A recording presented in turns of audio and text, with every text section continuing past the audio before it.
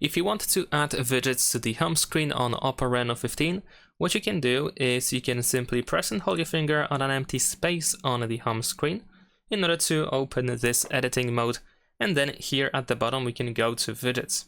If you go here for the first time, we need to agree to the statement of use, and now we have many different apps that you have installed, of course, and if they have some widgets that you can use, then of course you should be able to find them. So you can tap on any of these apps in order to find a widget, and in order to use it, we need to use this add button, and then it's going to be added to the home screen. You can grab by this corner, this tick corner here in the bottom right corner to resize the widget, if that is of course possible, because it is not always possible to do so.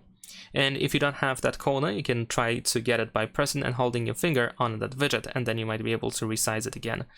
And like I said, keep in mind that in some cases it is not possible to resize a widget. And that is pretty much it. Leave a like and subscribe.